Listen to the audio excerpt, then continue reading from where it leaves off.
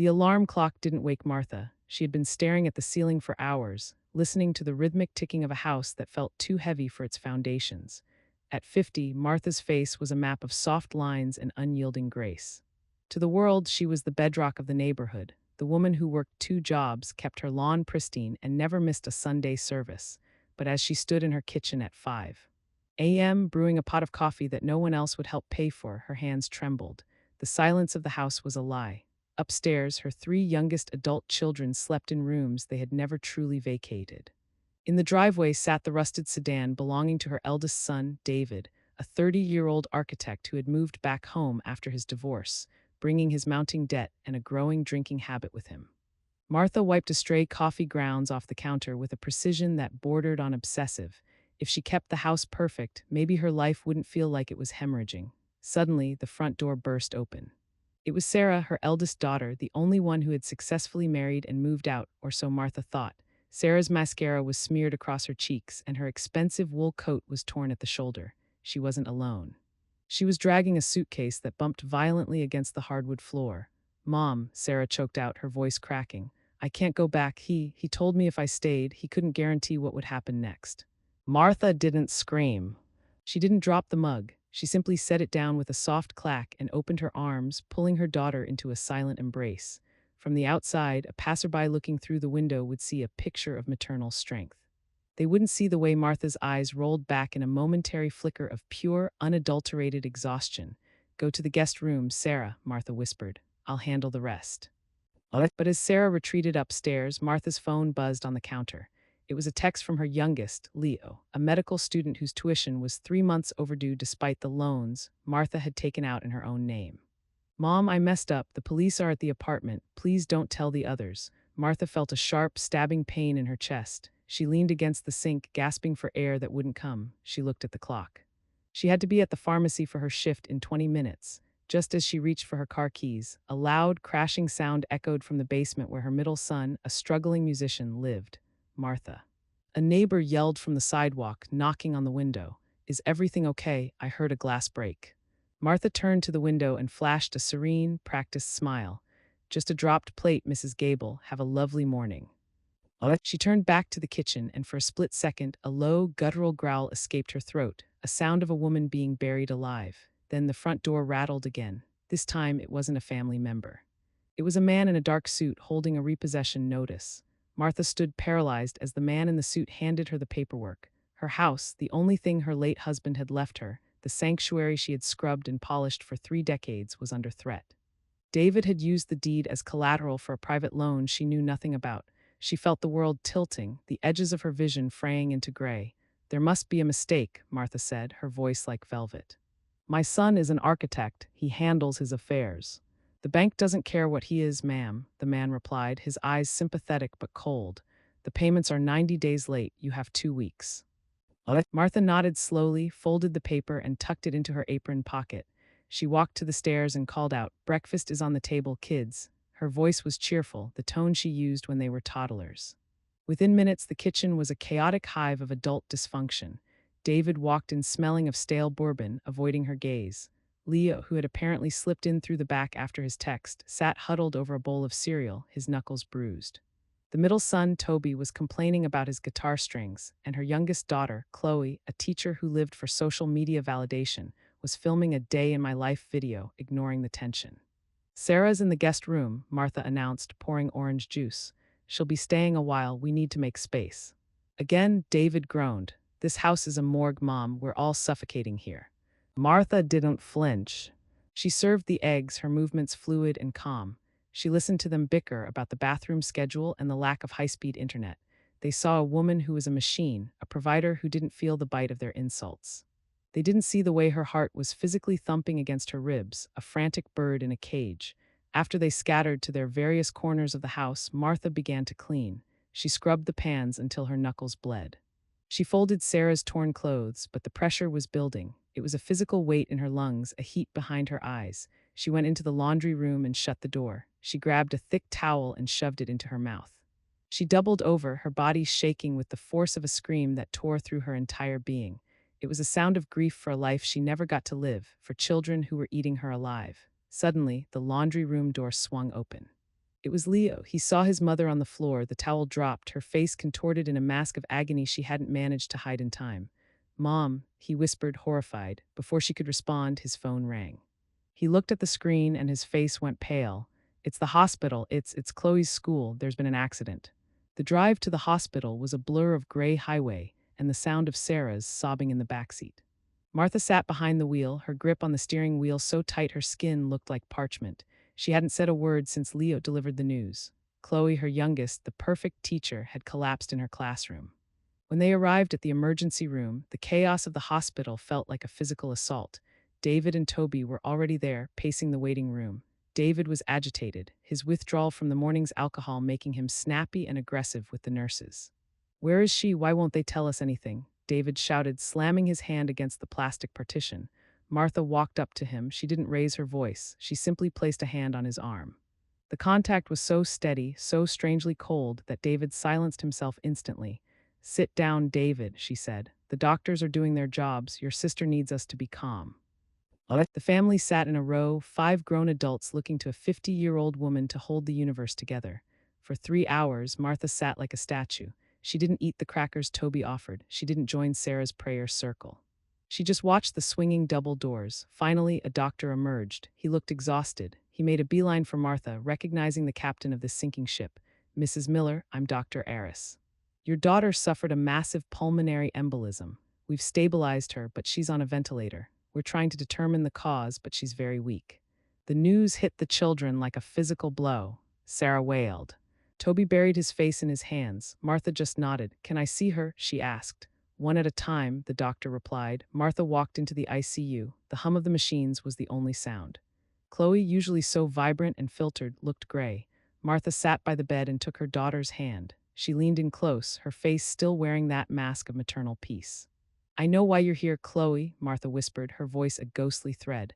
"I found the pills in your room last month. I knew you were trying to stay thin for the cameras. I should have stopped you. I should have been a mother instead of a servant." She felt a tear finally break free, rolling down her cheek. But then she felt a hand on her shoulder. It was a hospital administrator. "Mrs. Miller, I'm sorry to disturb you, but there's a matter regarding the insurance. It seems the policy was canceled 3 months ago due to non-payment." Martha's hand stayed on Chloe's, but her heart stopped. She had given the insurance money to Leo for his books. "I'll handle it," Martha said, standing up. She walked out of the ICU, past her weeping children, and into the public restroom. She locked the stall. This time there was no towel. She let out a shriek so high and so sharp that a nurse in the hallway dropped a tray of instruments. It was the sound of a woman realizing she had traded one child's life for another's lies. When she walked out 2 minutes later, her hair was perfectly in place. She found David in the hallway. "I need you to go home and get the emergency envelope from my safe," she told him. "Mom, I can't," David stammered, looking at the floor. "Why not, David?" "I used the code. The envelope is empty." "I needed it for the lawyers, Mom. I'm being sued for malpractice at the firm." Martha didn't blink. The betrayal was just another layer of the skin she had grown to survive. She looked at David, the boy she had cheered for at every graduation, the man she had sacrificed her retirement for, and saw a stranger. "I see," she said. Her voice was devoid of emotion, a flat line that was more terrifying than a scream. "Mom, say something, hit me, yell," David begged, his voice cracking. "I'm a failure. We're all failures. Look at us. We're killing you." "I have to go back to work," Martha said. "Work? Your daughter is in a coma," Toby shouted, coming over.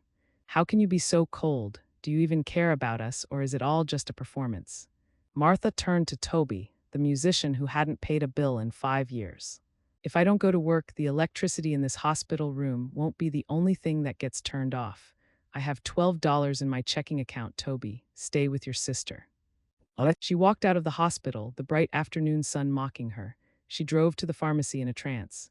She spent 8 hours standing on her feet, counting pills, smiling at customers, and explaining insurance copays to people who complained about $5 increases. She was the sweet Mrs. Miller to everyone who walked through the door. Inside, she was a graveyard. As she closed the pharmacy at 11:00 p.m., her manager, a man 20 years her junior, stopped her. "Martha, you've been distracted today. A couple of errors on the logs. You okay?" "Just a bit of a cold, Mr. Henderson. I'll be better tomorrow," she lied, her smile hitting the exact frequency of sincerity. She drove home in the dark. As she pulled into her neighborhood, she saw the lights on in her house. but as she got closer, she saw two police cars parked out front. Her heart didn't even race, it had no more adrenaline to give. She walked into the living room to find Leo in handcuffs. Sarah was screaming at an officer, and a woman Martha didn't recognize was sitting on her sofa, crying and holding a blood-stained rag to her head. "What is this?"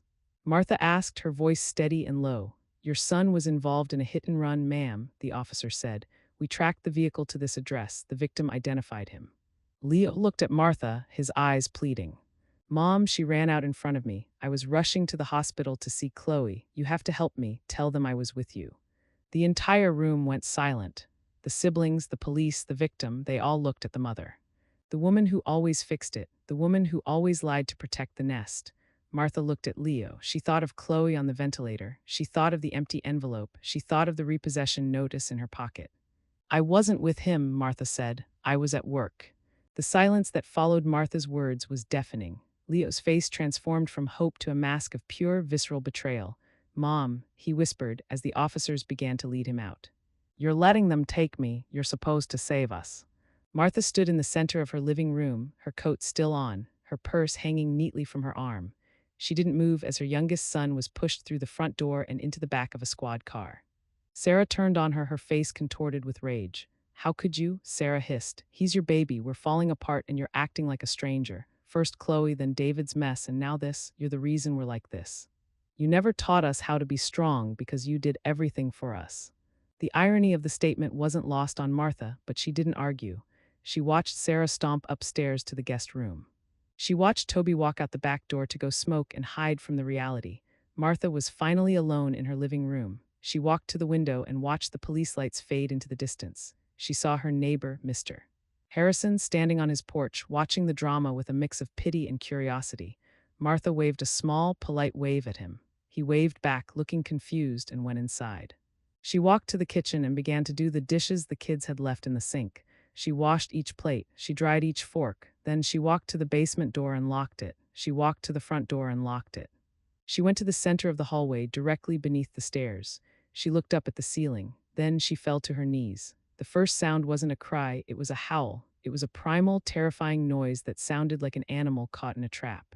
It ripped through the floorboards and vibrated through the walls. Martha clawed at the carpet, her calm face finally shattering into 1,000 jagged pieces. She screamed for her lost youth, for her dead husband, for her broken children, and for the house that was no longer a home. Upstairs, Sarah froze in her bed. In the backyard, Toby dropped his cigarette. The screaming went on for 10 minutes, long, agonizing bursts of sound that made the neighbors' dogs bark and the lights in the house across the street flicker on. Suddenly, a heavy pounding started at the front door. "Martha, Martha, open up, we're calling 911, Mr. Harrison shouted from outside. Martha stopped. She took a deep breath. She stood up, smoothed her skirt, and wiped her face with a cool, damp cloth from the kitchen. She opened the door. "Mr. Harrison, is something wrong?" she asked, her voice as smooth as glass. We heard a woman screaming, Martha. It sounded like someone was being murdered." Martha chuckled softly, a warm maternal sound. "Oh goodness, I was just watching a horror movie with the volume too high. I'm so sorry to have disturbed you. Everything is perfectly fine." As she closed the door, her phone chimed. It was a call from the hospital. Her hand shook as she pressed it to her ear. "Mrs. Miller." Martha stood in the hospital hallway, the fluorescent lights humming like a swarm of angry bees. Her feet ached, but her face remained a mask of porcelain perfection. When she reached Chloe's room, she didn't see a doctor.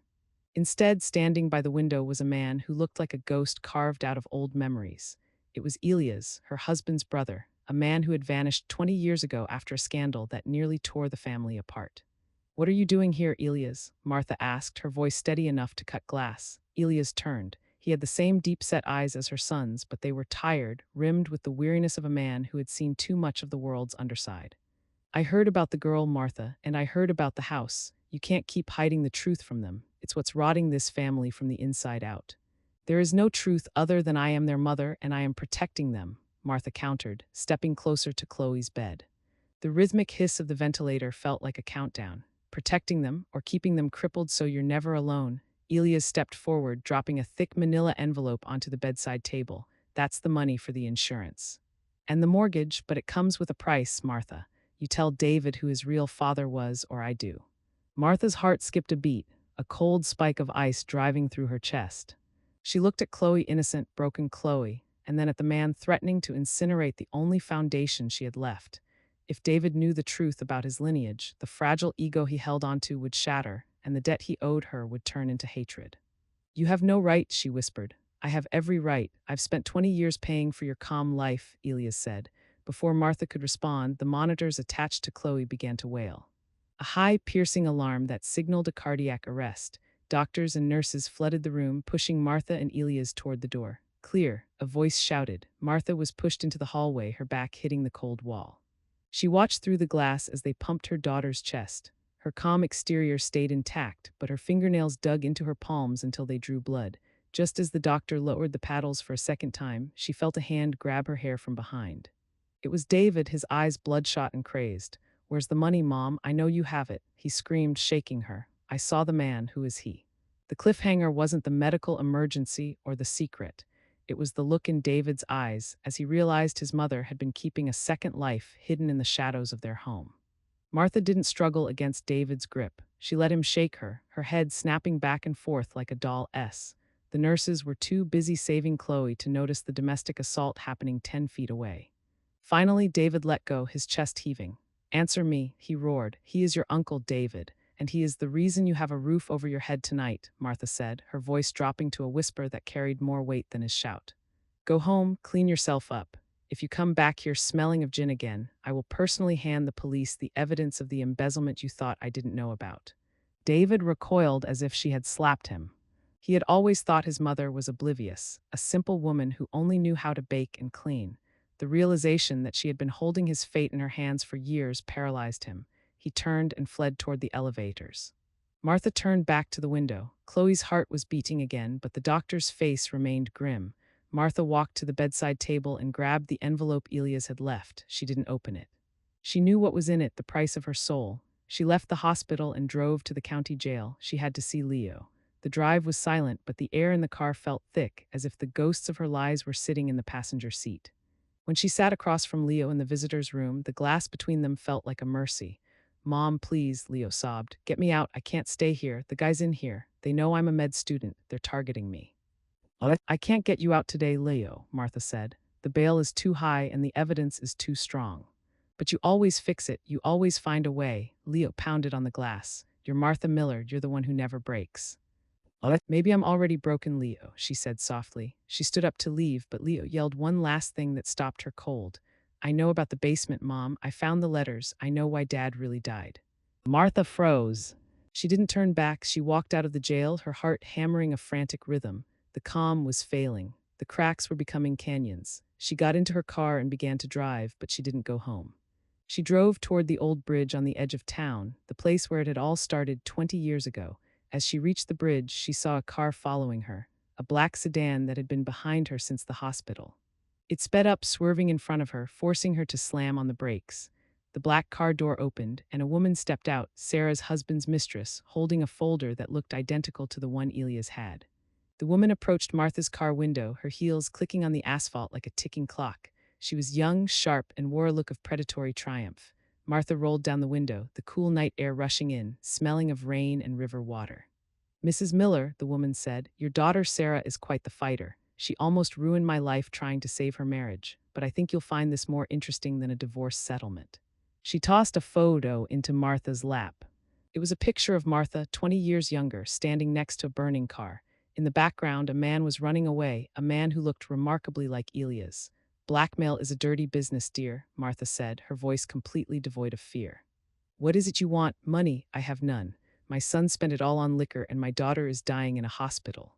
"I don't want your money," the woman sneered. "I want you to tell the police that it was Sarah who drove the car that hit that girl today. Leo is covering for her, isn't he? We all know Leo wouldn't hurt a fly. But Sarah, she has your temper, doesn't she?" The world stopped spinning. Martha looked at the photo, then at the woman. The complexity of the web was staggering. Leo wasn't the driver. He was taking the fall for his sister. And Sarah, the perfect daughter, had let him. "Get in your car and drive away," Martha said. "Or what? You'll scream." "I've heard the stories, Martha. The neighbors say you sound like a banshee. But out here, no one can hear you." Martha opened her car door and stepped out. She stood a full head taller than the girl. "You're right. Out here, no one can hear anything." Martha grabbed the woman by the throat with a strength born of 30 years of carrying heavy loads. She pushed her back against the railing of the bridge. The woman's eyes went wide, her bravado vanishing as she realized the calm mother was gone. In her place was a woman who had nothing left to lose. "My children are my life," Martha hissed, "and I will burn the world down before I let someone like you touch them." But as she squeezed, she heard a voice from the shadows of the bridge. "Mom, stop it." It was Toby. He had followed her. He was standing there with his phone out, recording, not out of malice, but out of a habit of documenting the chaos of his life. He looked at his mother, the woman who baked cookies and folded laundry, holding a woman over a ledge. "Toby, put the phone away," Martha commanded. "I can't, Mom," Toby whispered, his hands shaking. "Because if I don't show them who you really are, we're all going to die in that house." The woman scrambled away as Martha released her grip. She didn't look back, diving into her sedan and peeling away, the scent of burnt rubber filling the air. Martha stood on the bridge, the wind whipping her hair into a frenzy. She looked at Toby, her middle child, the one she had always considered the dreamer. "You think you know who I am because you see a moment of anger?" Martha asked, stepping toward him. "I see a woman who just tried to kill someone," Toby shouted, backing away. "I see a woman who lies to the police, who hides money, who keeps secrets about our father. Sarah is losing her mind, Chloe is on a ventilator, and you're out here playing God." "I am playing mother," Martha yelled, her voice finally breaking. "And in this world, Toby, those two things are the same." Toby turned and ran toward his own car, leaving Martha alone on the bridge. She sank to the pavement, the cold concrete seeping into her bones. She didn't scream this time. She just wept silent, racking sobs that shook her entire frame. She looked at the manila envelope from Elia's. She finally opened it. Inside wasn't just money. It was a life insurance policy for her late husband, one that shouldn't have existed. It was dated 2 days after his death. Martha realized then that the scandal 20 years ago wasn't what she thought. Her husband hadn't died in an accident. He had been murdered, and Elias had been helping her cover it up by providing a fake inheritance. But who had killed him? She drove back to the house, her mind racing. She needed to get to the basement. She needed to find the letters Leo had mentioned. As she entered the house, the smell of gas hit her immediately. Sarah, Toby, David. She called out, no answer. She ran to the kitchen. The stove burners were all turned on, but no flame was lit. The house was a ticking time bomb. She reached for the knobs to turn them off, but a hand caught her wrist. It was Sarah. She was holding a lighter, her eyes glazed and empty. "You said you'd handle the rest, Mom," Sarah whispered. "You said you'd fix it, but the only way to fix a broken family is to start over. Isn't that what you did 20 years ago?" Sarah put the lighter down, Martha pleaded, her voice trembling. "We can talk about this." "There's nothing left to talk about. Leo is in jail for me. Chloe is dead. The hospital just called Mom. She's gone." The words "Chloe is dead" shattered the last of Martha's composure. She fell to her knees, the gas filling her lungs. "She's not gone," Martha gasped. "She can't be." "She is, and we're going to join her," Sarah said, flicking the lighter. A small, orange flame danced in the dim light of the kitchen. "Don't," Martha screamed, lunging forward. She tackled Sarah just as the flame sparked. They hit the linoleum floor hard, the lighter skittering across the room and sliding under the refrigerator. Martha scrambled up, her lungs burning, and began throwing open the windows. The cool night air rushed in, diluting the lethal fumes. Sarah lay on the floor, sobbing hysterically. "Why won't you let us go? Why do you keep us here in this misery?" Martha didn't answer. She dragged Sarah out to the porch and sat her down. Then she went back inside, her movements robotic. She turned off the gas. She stood in the middle of the kitchen, the silence of the house now feeling like a physical weight. Chloe is dead. The thought was a jagged blade twisting in her gut, her youngest, her baby, the one she had tried so hard to keep perfect. She walked to the phone and called the hospital. "This is Martha Miller. I was told my daughter, Chloe Miller, passed away." "One moment, Mrs. Miller," the receptionist said. After a harrowing silence, the doctor came on. "Mrs. Miller, there was a misunderstanding. Another patient in the unit passed. Chloe is still with us, but her condition has downgraded. She's had a second stroke. We need you here immediately to make a decision regarding her long-term care." Martha leaned against the wall, a sob of relief and terror escaping her. Sarah had lied, or she had heard wrong in her delirium. "I'm coming," Martha said. She went to the porch to get Sarah, but Sarah was gone. In her place was a note scrawled on a paper towel. "I'm going to the police. I can't let Leo stay there. Goodbye, Mom." Martha looked at the note, then at the clock. It was 3:00 a.m. She had to choose. The daughter in the hospital or the son in jail. But as she reached for her keys, the front door was kicked open. 3 men in masks burst in. They weren't police and they weren't family. They were carrying gasoline cans. "Elias said you had the money, Martha," the lead man said, his voice distorted. He said you were tired of carrying the weight. We're here to lighten the load. They began dousing her living room, the photos of her children, the couch where they had watched movies, the rug she had scrubbed 1,000 times. Where is it? The man demanded, grabbing Martha by the throat. Martha looked him in the eye. The calm didn't come back this time. Something else did. A cold, dark fury that had been simmering for 20 years. The money is in the basement, Martha said, her voice a low growl. In the safe behind the furnace. Go get it. As two of the men headed for the basement stairs, Martha caught the eye of the third man. She knew those eyes. Even under the mask, she knew them. David, she whispered. The man froze. He slowly pulled off the mask. It was her eldest son. I'm sorry, Mom, David sobbed, holding a match. But they said they'd kill me if I didn't help. We need that money. We need to leave this place. Martha looked at David, her firstborn, and for the first time in 30 years, she didn't see her son. She saw the embodiment of every sacrifice she had ever wasted. The gasoline fumes were thick, stinging her eyes and making her dizzy. David stood there, the matchbox trembling in his hand, a man broken by his own cowardice. David, look at me, Martha said, her voice eerily steady despite the chaos. You think those men are going to let you walk away with that money? You're a witness, not a partner. Shut up, Mom, you always think you're the smartest person in the room. David yelled, but his eyes darted toward the basement door. Downstairs, the sound of metal clanging echoed through the floorboards. The two thugs were tearing into the furnace area, looking for a safe that didn't exist. Martha had lied. There was no money in the basement, only the truth about their father. There is no safe, David, Martha whispered. I sent them down there because that's where the gas main is. And unlike you, I know how to handle a leak. David's face went pale. What?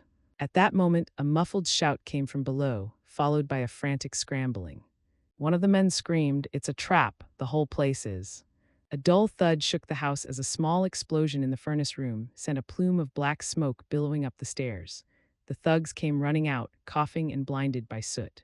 In the confusion, Martha lunged forward. She didn't go for the door, she went for David. She snatched the matches from his hand and shoved him toward the open window. Run, she commanded. What about you? David gasped, the reality of the fire finally hitting him as orange flames began to lick the edges of the living room rug. I have to get the letters, Martha said, her eyes fixed on the basement door.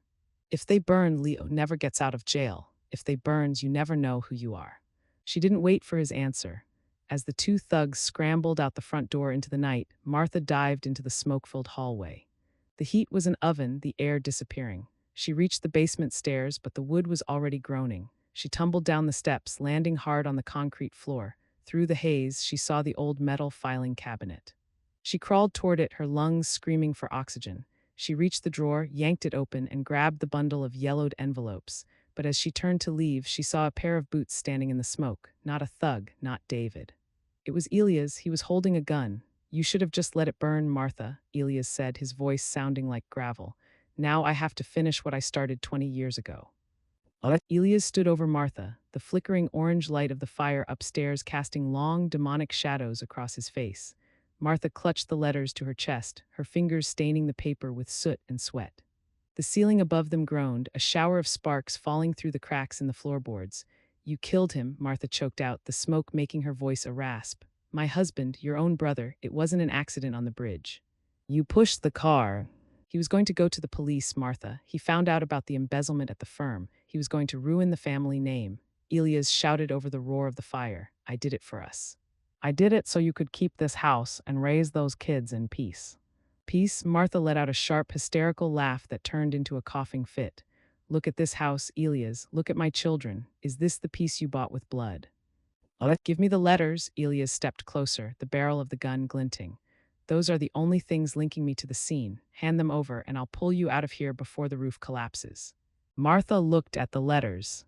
They weren't just evidence. They were the key to Leo's freedom and Sarah's redemption.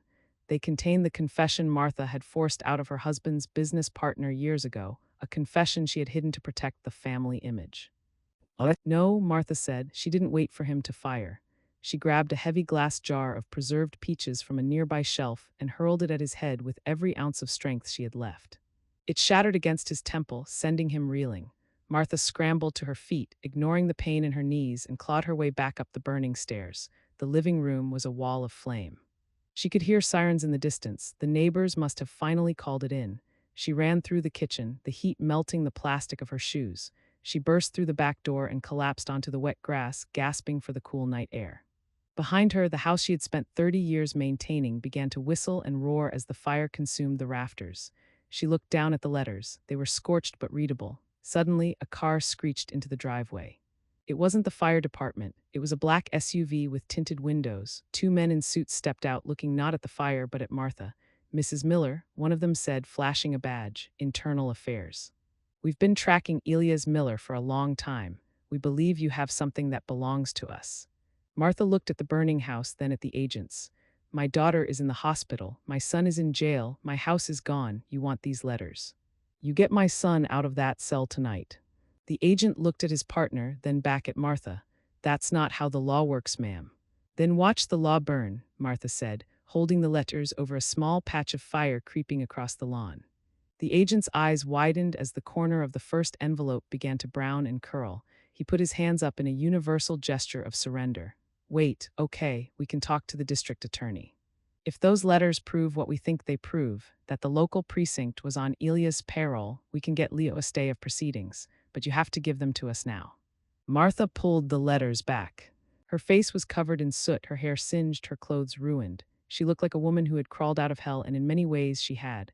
"My son stays in a safe house, not a cell," Martha demanded. "And you provide security for my daughter at the hospital. Her name is Chloe Miller, room 402. "Done," the agent said. Martha handed over the letters. As the agent sped off, the fire department finally arrived, the sirens drowning out the sounds of the collapsing roof. Martha stood on the sidewalk, watching the only home her children had ever known vanish into ash. A crowd had gathered, neighbors in bathrobes, clutching coffee mugs, their faces illuminated by the glow of the destruction. Mr. Harrison walked up to her, his face full of pity. "Martha, oh Martha, I'm so sorry, everything you worked for, it's all gone." Martha turned to him. The calm was back, but it was different now. It wasn't a mask, it was a shield. "Things are just things, Harold. I still have my work to do." She walked away from the fire, leaving the neighbors whispering. She had no car, no money, and no home, but she had a mission. She began to walk toward the hospital. It was a 3-mile journey in the dark, but she didn't feel the cold. Halfway there, a shadow stepped out from behind a bus stop. It was Toby. He looked terrified. "Mom, I saw it. I saw the house go up," he whispered. Is he?" "David is alive. He ran," Martha said. "Where is Sarah, Toby? I told her to go to the police." Toby shook his head, tears streaming down his face. "She didn't go to the police, Mom. She went to the bridge, the one where Dad died. She said if she couldn't fix what she did to the girl in the hit and run, she didn't deserve to be a mother herself." Martha's heart froze. "When?" "10 minutes ago, she took my car." Martha didn't say a word. She looked at a bicycle leaning against a nearby fence. She didn't ask, she just took it. She began to pedal with a ferocity she didn't know she possessed, her legs burning as she raced toward the bridge. She reached the crest of the hill and saw the bridge lights. Sarah's car was parked in the middle, the driver's door wide open. Sarah was standing on the other side of the railing, staring down at the churning black water below. "Sarah, don't move." Martha screamed, dropping the bike and sprinting toward the railing. Sarah didn't turn around. Her hair whipped in the wind, and her white coat looked like a ghost against the dark sky. "It's better this way, Mom. If I'm gone, the police will stop looking. Leo can say I forced him to help. He can have his life back." "You think Leo wants a life bought with your blood?" Martha reached the railing, her hands hovering just inches from Sarah's coat. "You think any of us do?" "You do," Sarah yelled, finally looking back. Her eyes were wild. "You've been paying for our mistakes with your soul for years. I see it now. I see how much you hate us for what we've turned you into." Martha flinched. The truth was a physical blow. "I don't hate you, Sarah. I hate the world that thinks a mother's only job is to suffer in silence. But I will not let you jump. You have a daughter of your own, Sarah. Who is going to teach her how to be strong if you're at the bottom of a river?" "I'm not strong. I'm a coward. I hit that girl and I ran." "Then walk into that police station and tell them." Martha reached out and grabbed Sarah's arm. "Be a woman, Sarah, not a victim. Be the daughter I raised." For a long second, they balanced on the edge of eternity. Then Sarah's knees buckled. She collapsed back onto the walkway, sobbing into Martha's scorched sweater. Martha held her, rocking her back and forth, the two of them a small island of grief in the middle of the bridge. "I'll go with you," Martha whispered. "We'll go together." They sat there for a long time, until the sun began to peek over the horizon, turning the smoke from the distant fire into a haze of gold. Martha helped Sarah into the car and drove her straight to the precinct. She watched as her daughter walked through the doors to confess. It was the hardest thing Martha had ever done, letting her child face the consequences. As Martha sat in the waiting room, her phone rang. It was the hospital. "Mrs. Miller, this is Dr. Aris. You need to get here. It's about Chloe." Did she wake up?" Martha asked, her voice trembling with a flicker of hope. "No, Mrs. Miller, it's the opposite. There are men here. They claim to be federal agents, but they're trying to move her to a private facility against our advice. They say you authorized it." Martha's blood ran cold. The agents she had met on the lawn, the ones she gave the letters to, they weren't internal affairs. They were Elia's people. Martha stood up so fast the plastic chair flipped over. The desk sergeant looked up, but Martha was already out the door. She didn't have a car. Sarah S. was at the precinct, so she ran. She flagged down a taxi, throwing her last $20 bill at the driver. The hospital. Drive like someone's life depends on it, because it does. The ride was a nightmare of red lights and morning traffic. Martha's mind was a whirlwind of calculations. If Elias had the letters, he had the evidence. If he had Chloe, he had the leverage. He didn't want the girl, he wanted to vanish, and he needed Martha to keep her mouth shut forever. She arrived at the hospital and sprinted to the 4th floor. The hallway was unnervingly quiet. When she reached room 402, the bed was empty. The machines were unplugged, their screens dark and lifeless. "Where is she?" Martha screamed, grabbing a passing nurse. "The transport team took her 5 minutes ago, ma'am. They had the paperwork." Martha didn't wait for the rest. She ran toward the service elevators. She hit the button for the parking garage. As the doors opened, she saw a white ambulance speeding toward the exit. It wasn't a hospital ambulance. It had no markings. "Stop," Martha yelled, but the vehicle didn't slow down. She looked around the garage. Standing by a pillar, looking dazed and confused, was David. He had followed her from the house. "David, the keys. Give me the keys to your car." David fumbled in his pocket and tossed them to her. Martha dived into his sedan, the one he had almost lost to the bank. She put it in gear and floored it, the tires shrieking as she chased the white van out into the morning streets. She followed them through the suburbs, weaving in and out of traffic. The van was heading toward the old industrial district, the maze of warehouses by the docks.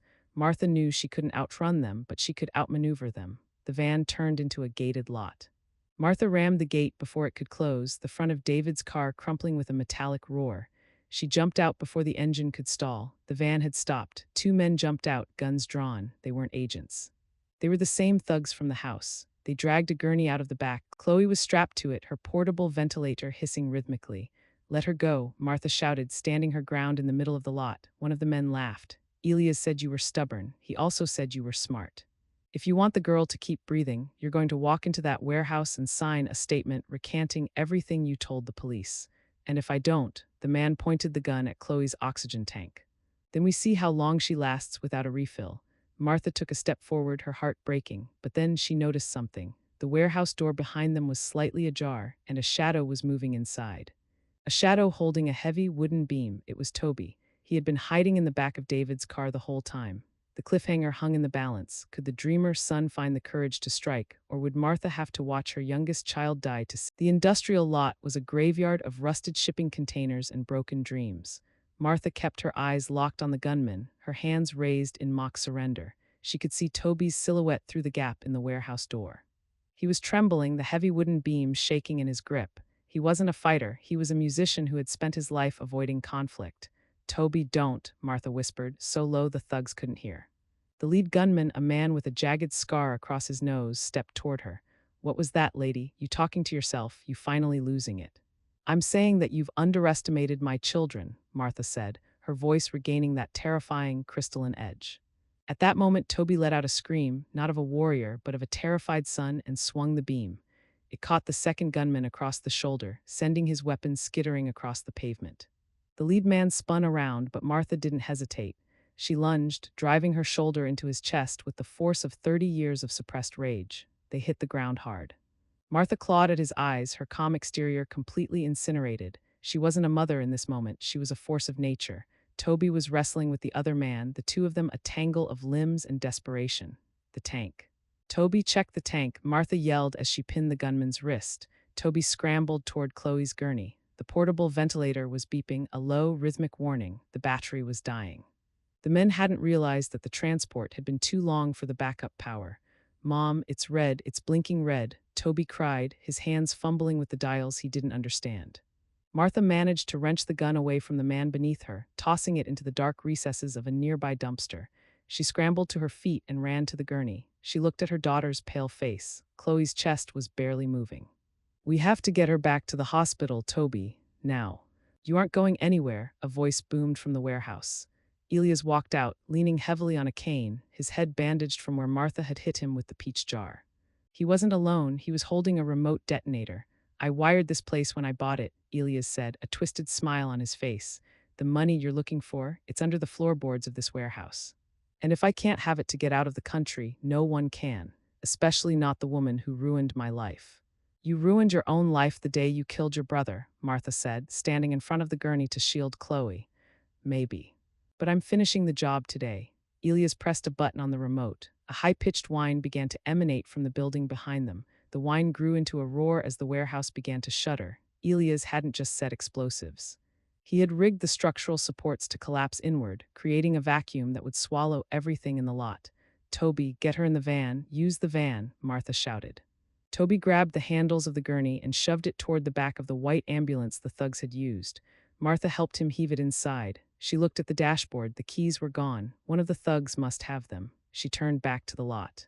The two gunmen were fleeing, disappearing into the maze of containers. Elias was standing near the gate, watching the warehouse begin to crumble. He looked like a man who had finally accepted his own damnation. "The keys, Elias." Martha screamed over the sound of falling masonry. "Give me the keys or we all die here." Elias looked at her, then at the van where his niece lay dying. For a split second, a flicker of humanity crossed his face, the brother she had once known before the greed took hold. He reached into his pocket and held up a ring of keys. "Catch," he said. He tossed them, but as the keys arched through the air, a massive section of the warehouse wall blew outward. The shockwave knocked Martha to the ground. The keys landed somewhere in the debris, hidden under a layer of dust and shattered glass. Martha crawled on her hands and knees, her fingers sweeping through the grit. "Toby, stay with her, keep the manual pump going." Inside the van, Toby was frantically squeezing the blue resuscitation bag, his eyes wide with terror as he watched his sister's life depend on the rhythmic movement of his tired hands. Martha's fingers finally closed around the cold metal of the keys. She scrambled up, but a hand caught her ankle. It was one of the thugs, his face covered in blood, his eyes glazed with concussion. He wasn't trying to fight. He was trying to hold onto something so he wouldn't be sucked into the collapsing building. Help me," he wheezed. Martha looked at the man, then at the van. The warehouse was tipping, the steel beams screaming as they twisted. If she stopped to help him, the van would be crushed. "I'm a mother," Martha whispered, her voice cold and final. "I choose my own." She kicked her leg free and dived into the driver's seat of the van. She jammed the key into the ignition. The engine turned over, coughed, and died. "Come on," she prayed, slamming her hand against the steering wheel. "Come on." The warehouse roof caved in, sending a massive cloud of debris toward them. On the third try, the engine roared to life. Martha slammed it into reverse, the tires spinning on the gravel. She cleared the gate just as the entire lot disappeared into a mountain of twisted metal and smoke. She didn't stop.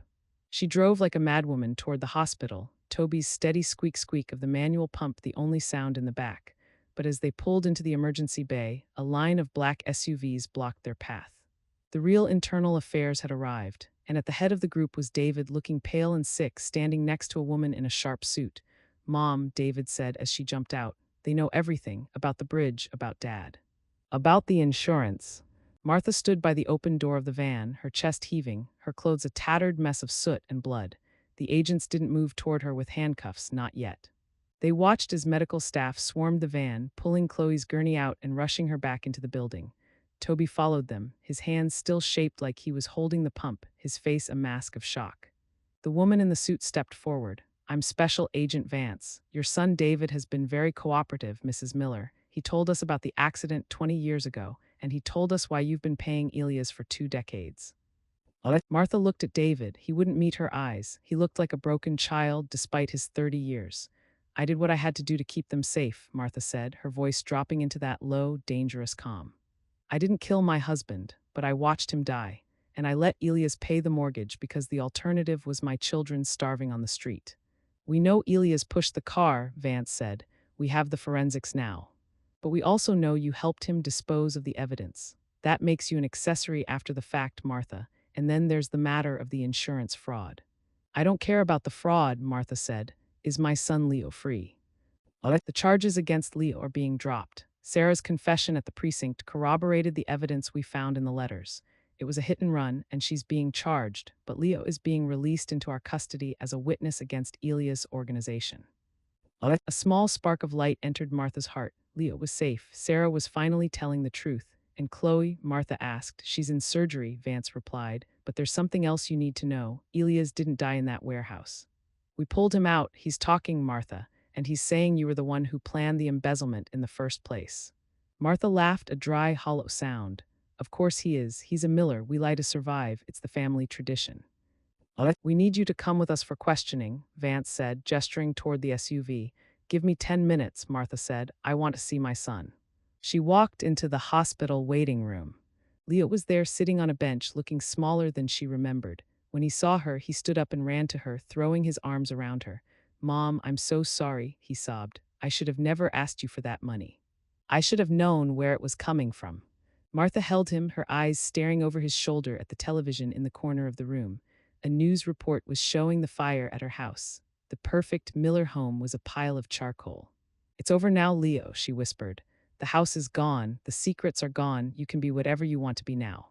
But as she held him, she saw a man standing by the hospital gift shop. He was wearing a janitor's uniform, but his eyes were sharp, focused on her. He reached into his pocket and pulled out a small silver coin, the symbol of the organization Elias worked for. He wasn't there for her. He was looking at Leo. Martha's grip on Leo tightened until he gasped. She didn't let go. She pivoted her body, shielding him from the man's line of sight. Leo, I need you to listen to me very carefully, Martha whispered into his ear. Don't look up, walk toward the security desk. Don't run, just walk. Ask for Officer Higgins. Tell him the package is in the lobby. Mom, what are you? Go, she hissed. Leo, sensing the shift in her tone, the mother tone that brooked no argument, obeyed. He began to walk away, his head down. Martha turned to face the man in the uniform. She didn't have a weapon, but she had the calm. She walked straight toward him, her footsteps clicking on the linoleum. The man's hand stayed in his pocket. He didn't move until she was 3 feet away. He's a witness now, Martha said, her voice a low vibration. If he dies, the federal government burns every one of your warehouses to the ground. You know Vance is outside. You know you're outnumbered. Elias is a traitor, the man whispered. Traitors have families. Families have debts. I am the only one who owes a debt, Martha said. Take me, leave the boy. The man looked at her, his eyes assessing the woman who had survived a house fire, a bridge jumping, and a warehouse collapse in 24 hours. He saw the broken parts beneath the skin, the screams she had let out that the neighbors had heard. He realized she was more dangerous than the police. One day, Martha Miller, the man said. He turned and walked toward the exit, disappearing into the morning crowd of doctors and patients. Martha felt her knees give out. She leaned against a vending machine, her breath coming in ragged gasps. She looked up to see Vance and 2 other agents entering the lobby. They had seen the exchange. Who was that? Vance demanded. A ghost, Martha said. Now take me to your office. I have a full confession to make. But first, I want to see my daughter. Vance nodded. They walked to the ICU. Through the glass, Martha saw Chloe. She was off the ventilator. Her eyes were open, unfocused, but alive. Toby was sitting by her side, holding a guitar he had somehow retrieved from the car, humming a low melody. Martha pressed her hand against the glass. For the first time, she didn't feel the need to smile. She didn't feel the need to look calm. She looked like a woman who had fought a war and lost everything but the people she loved. She's going to be okay, Mrs. Miller, Vance said softly. I know, Martha said. She turned and walked toward the exit, her hands held out for the handcuffs. As they clicked shut, a neighbor from the old street, Mrs. Gable, happened to be walking in for an appointment. She gasped, her hands flying to her mouth. Martha, is that you? What on earth is happening? Martha looked at her. I'm just going for a long walk, Mrs. Gable. Tell the neighbors the movie is over. But as the agents led her toward the SUV, a loud, piercing scream echoed through the hospital parking lot. It wasn't Martha, it was Sarah. She was being led out of a police cruiser in the distance, and she had just seen her mother in chains. The sound of Sarah's scream was like a physical tear in the morning air. It was the same sound Martha had made in the laundry room, the sound of a world ending. Martha stopped, her boots scuffing on the asphalt. She watched as the officers struggled to keep Sarah from running toward her. Mom, no, it was me. I'm the one who should be in there, Sarah cried, her voice echoing off the hospital walls. Martha looked at Agent Vance. Let me speak to her, 1 minute. Vance hesitated, then signaled the officers.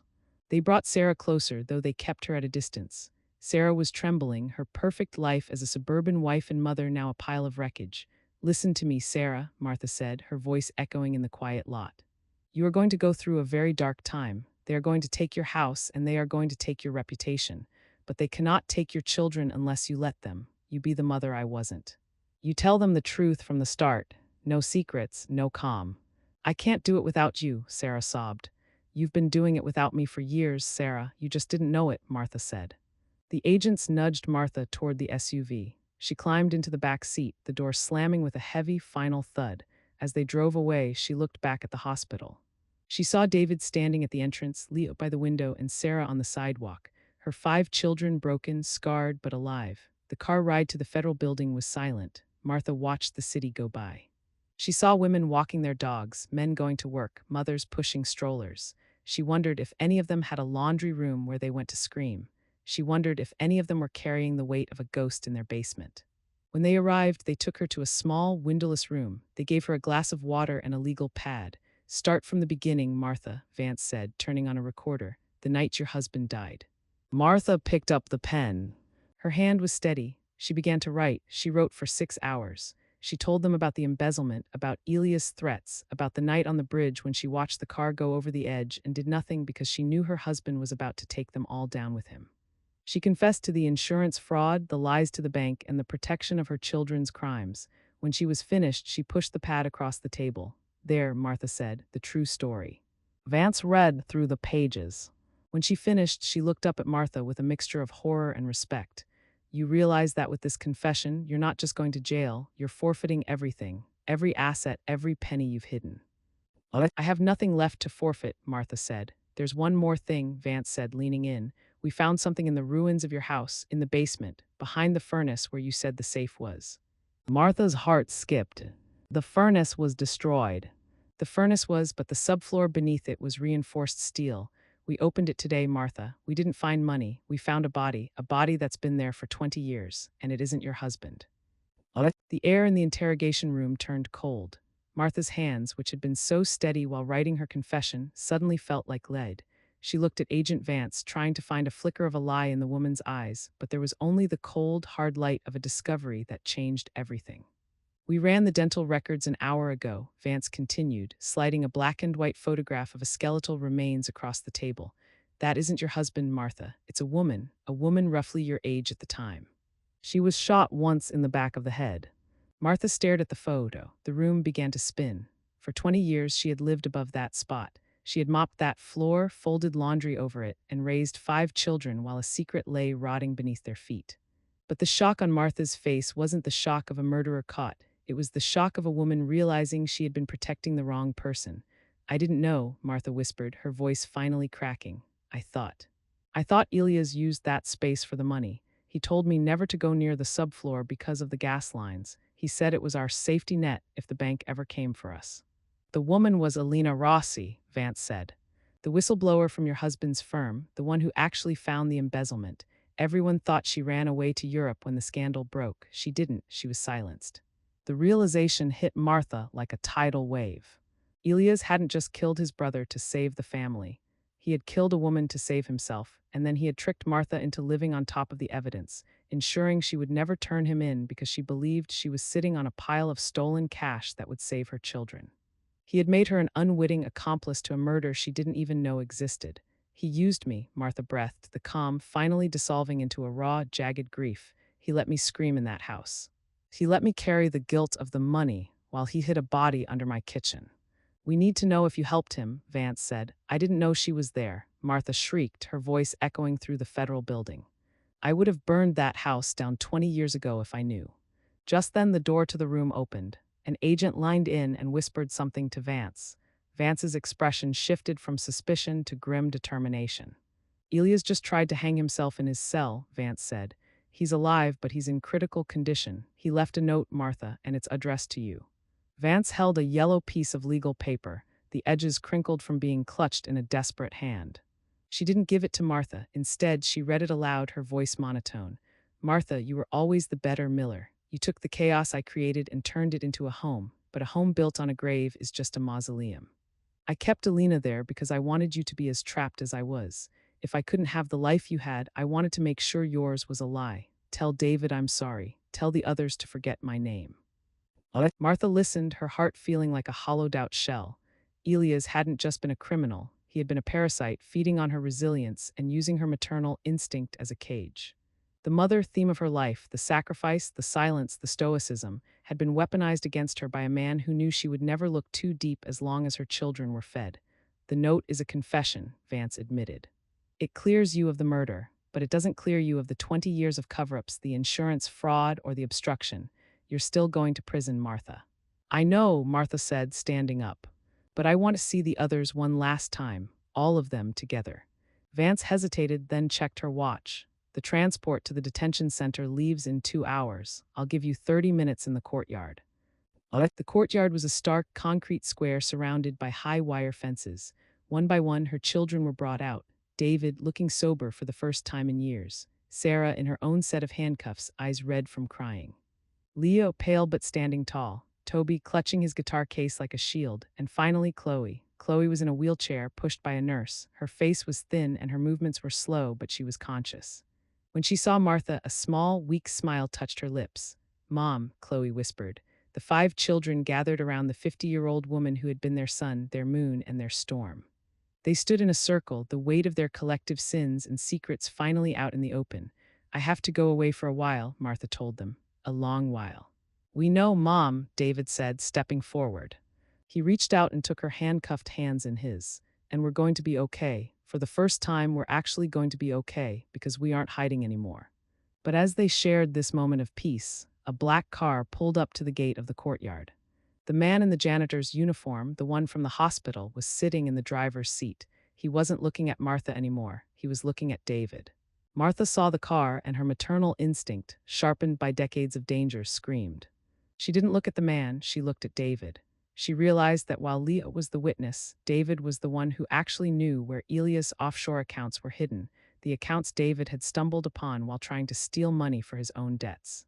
"David," Martha whispered, her voice urgent, "what did you tell the agents about the accounts?" David blinked, confused. "Nothing. I told them I didn't find anything. I was going to use that money to pay for Sarah's lawyers, Mom." "I thought—" "You fool," Martha hissed, but there was no malice in it, only terror. "That money doesn't belong to Elias. It belongs to the people he worked for. They don't care about the body under the house or the insurance fraud. They want their capital back." The man in the car stepped out. He wasn't hiding his face anymore. He held a high-powered cell phone to his ear, nodding as he looked at the group. Suddenly, the power in the courtyard went out. The electronic locks on the gates buzzed and clicked open.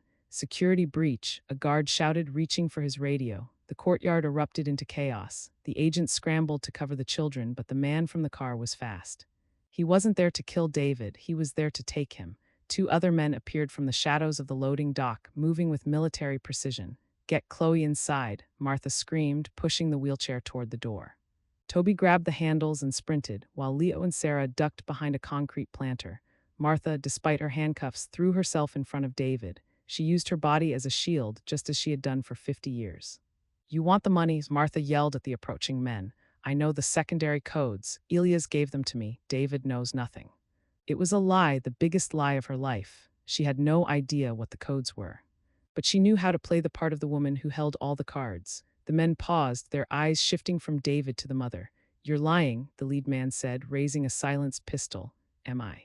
Who do you think handled the books while Elias was in hiding? Who do you think kept this family afloat on a grocery clerk's salary?" "Use your head," Martha challenged, stepping closer to the barrel of the gun. "Kill me and the accounts lock forever. The money vanishes into the ether."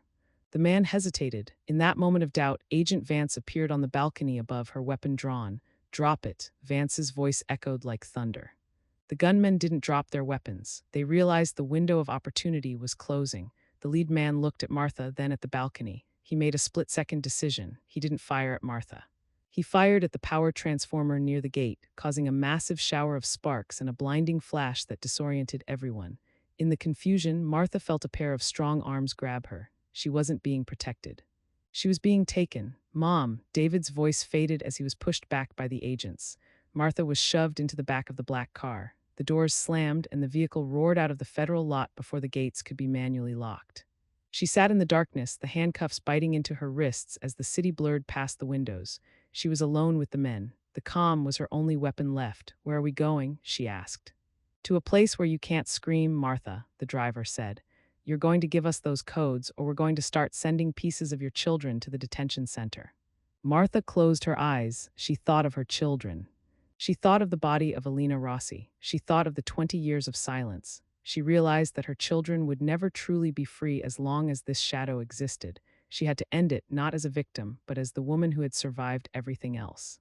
"I'll give you the codes," Martha said, "but I need a computer, and I need to be alone for 5 minutes to access the encrypted drive. If you watch me, the biometric sensor will trigger a wipe." They took her to a secluded warehouse on the edge of the shipping district, a place that smelled of salt and oil. They sat her at a desk and unlocked one of her hands. "5 minutes," the man said, pointing the gun at her head. "If that screen goes red, you die." Martha started typing. She wasn't typing codes. She was accessing the federal emergency portal she had seen Vance use earlier. She was sending a GPS ping, and she was doing something else, something she had learned from David's architectural files. She was overloading the warehouse's outdated electrical grid. "What are you doing? That's not a bank site," the man growled, leaning in. "It's the end of the story," Martha said. She hit the enter key just as the doors were kicked in by a SWAT team, but Martha didn't wait for them to save her. She grabbed a heavy metal paperweight and smashed the monitor, the glass shards flying as the room went into a total electrical surge.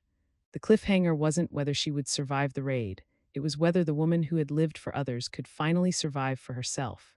The explosion of the transformer outside the warehouse sent a surge of white light through the windows, followed by the deafening boom of the tactical team's entry.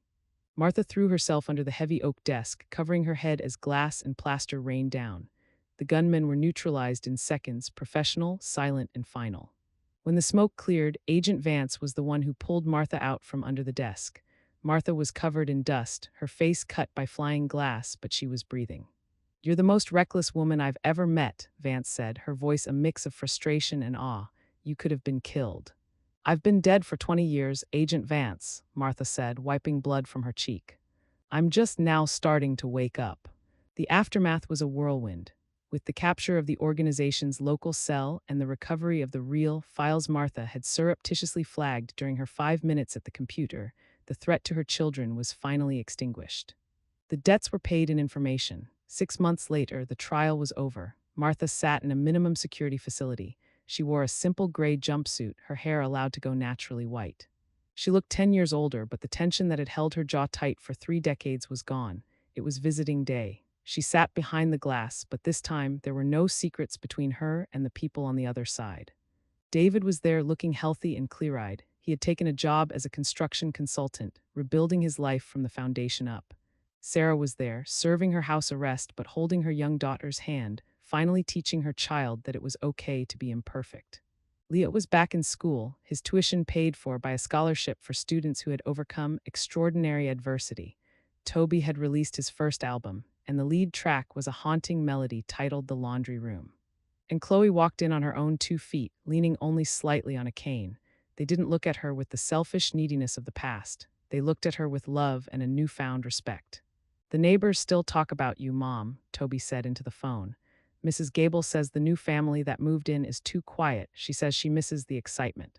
Martha smiled, a real, genuine smile that reached her eyes. "Tell her I'm glad the house is quiet now. It deserves some peace." As the visit ended and her children walked away, Martha felt a sense of completion. She had raised 5 children alone, through fire, blood, and lies. She had been the Aunt May of her own story, the one who sacrificed everything so the heroes could grow up. She had learned that being a mother didn't mean being a martyr. It meant being the anchor that stays firm while the ships learn to sail through the storm. Silence does not equal strength, and a mother's greatest